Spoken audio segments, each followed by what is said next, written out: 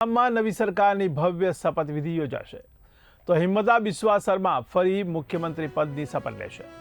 ગુવાહાટીના veterinary college ground ખાતે આ સમારોહ યોજવામાં આવ્યો છે, ત્યારે સવારે 11:40 શપથવિધિ કાર્યક્રમ શરૂ કરવામાં આવશે।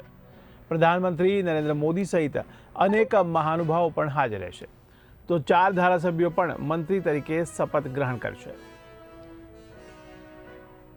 તો સમગ્ર આસામમાં શપથવિધિને લઈને ઉત્સાહનો માહોલ જોવા મળ્યો છે। તો સમગ્ર આસામમાં શપથવિધિને લઈને ખૂબ જ ઉત્સાહ જોવા મળી રહ્યો છે, ત્યારે પ્રધાનમંત્રી નરેન્દ્ર મોદી પણ હાજર રહેવાના છે। તો અમારા એસોસિએટ એડિટર ઉમંગ સોની જોડાયા છે। જી ઉમંગભાઈ, આજે આસામમાં નવી સરકારની ભવ્ય શપથવિધિ યોજાઈ રહી છે, તેને લઈને આપ શું કહેશો?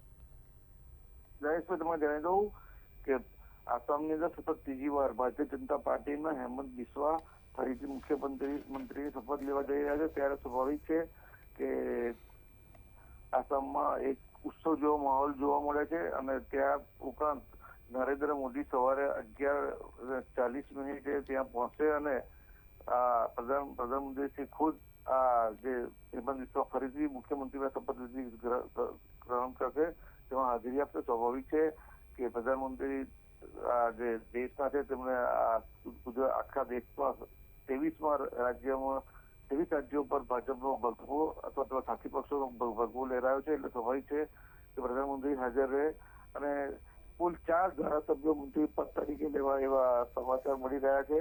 આમ સમગ્ર આસામમાં જે શપથવિધિ રહી અને ભાજપના કાર્યક્રમોમાં ભારે ઉત્સાહ જોવા મળી રહ્યો છે।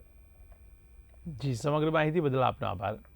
ત્યારે આસામમાં જે નવી સરકારની ભવ્ય શપથવિધિ યોજાઈ રહી છે, તો હિમંતા બિસ્વા શર્મા ફરી એકવાર મુખ્યમંત્રી પદની શપથ લેશે। ગુવાહાટીના વેટરનરી કોલેજ ગ્રાઉન્ડ ખાતે આ સમારોહ યોજવામાં આવ્યો છે। લગભગ સવારે 11:40 શપથવિધિ કાર્યક્રમ શરૂ થશે।